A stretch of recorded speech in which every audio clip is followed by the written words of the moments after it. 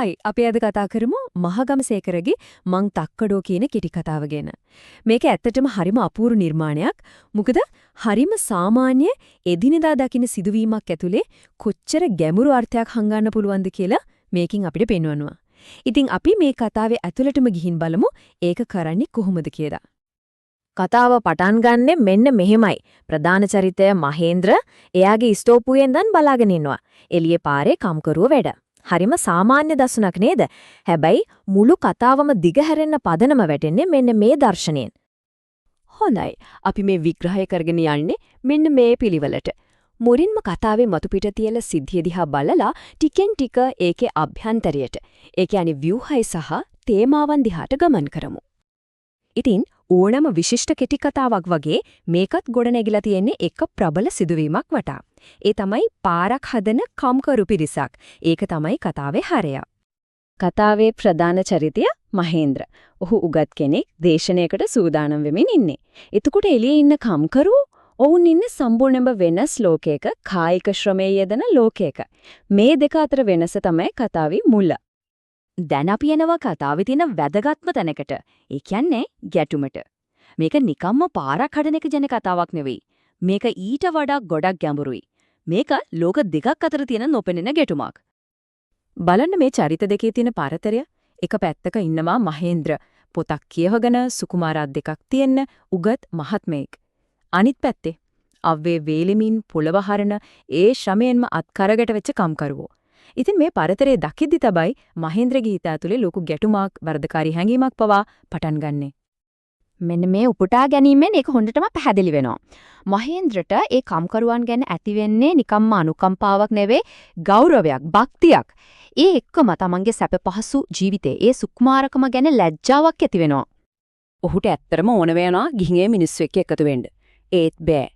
ඒයි සමාජ තත්ත්වය කියන නොපෙනෙන තාප්පේ එක පැත්තකින් අනිත් පැත්තෙන් අහල පහල අය මොනවා හිටයිද පිස්සෙක් කියයිද කියන බය. ඒකින් ඔහු අතරමං වෙනවා.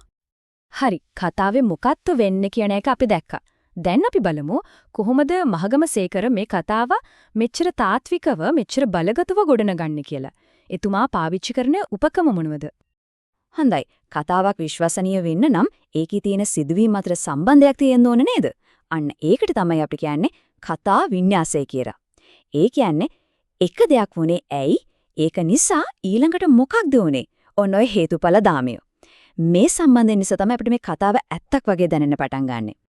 කතාවෙන්ම උදාහරණයක් ගත්තොත් කම්කරු හයියෙන් hina වෙනවා. ඒක තමයි හේතුව.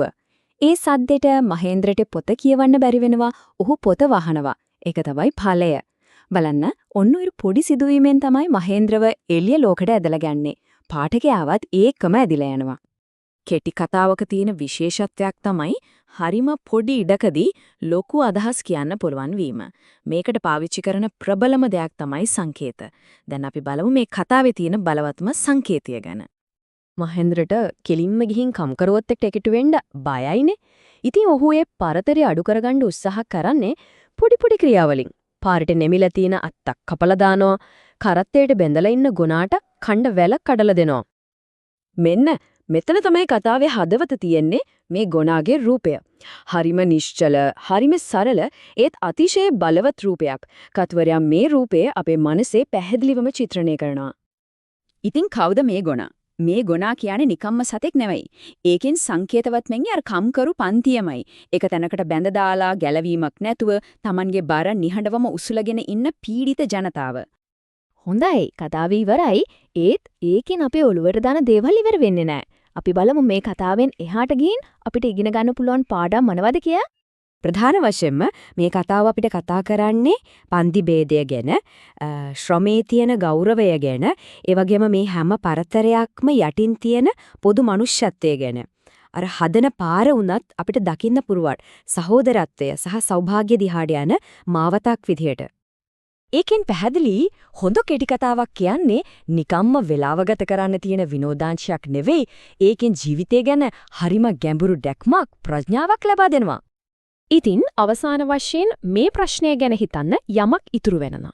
සමාජයක තියෙන මේ වගේ පන්ති පරතරයන් ඇත්තටම කලාකෘතියකට පුළුවන්ද මේ තරම් පැහැදිලිව අපිට පෙන්නලා දෙන්න? ඒ ගැන හිතන්න. ඒක තමයි හොඳ කලාවක බලය.